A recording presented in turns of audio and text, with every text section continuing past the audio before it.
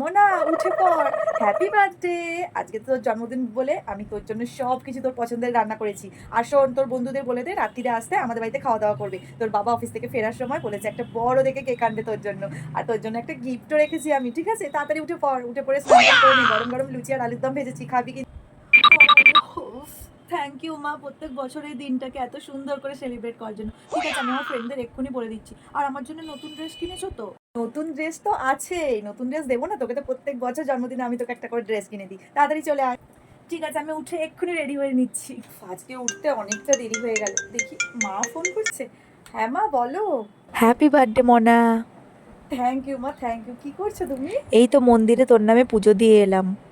ও আচ্ছা আচ্ছা, খুব ভালো করেছো। তোর ওখানে নিশ্চয়ই জন্মদিন খুব বড় করে পালন করা হবে, তাই না?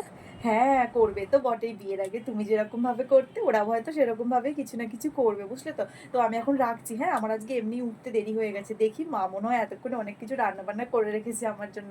ও নিশ্চয়ই কিছু বলে গেছে ওর মাকে, মনে হয়। আচ্ছা ঠিক আছে, রাখছি। হ্যাঁ মা। হুম। যাই দেখি শাশুড়ির কাছে। এ কি মা, আপনি শুয়ে আছেন কেন? কিছু হয়েছে? বাবা, এত দেরি করে ঘুম থেকে উঠলে যে? আজকে আমার কোমরে খুব ব্যথা করছে সকাল থেকে। আজকে আমি কিচ্ছু তোমাকে উপকার করে দিতে পারবো না। তুমি কেটে কুটে বেটে ডাল তরকারি ভাত আর একটা মাছের ঝোল কি ডিমের ঝোল করে ফেলো, আর সকালের জন্য লুচি আলুর দম একটু করো। অনেকদিন খাই না, খেতে ইচ্ছা করছে। যাও রান্নাগুলো করে ফেলো কেটে কুটে। উফ বাবা রে। ও আচ্ছা ঠিক আছে, আমি রান্না সব করে নিচ্ছি। সন্ধে হয়ে গেল, এখনো বাড়ি ফিরলো না। ও তো বলেছিল একটা কেক নিয়ে তাড়াতাড়ি বাড়ি ফিরবে। দেখি তো একবার ফোন করে। হ্যালো, তুমি কখন আসবে? আর বললো না, আমার অফিসে একটা জরুরি কাজ পড়ে গেছে গো, আমি আজকে যেতে পারবো না, অনেকটাই দেরি হবে। তুমি খেয়ে দিয়ে শুয়ে পড়ো, ঠিক আছে? কিছু মনে করো না, হ্যাঁ?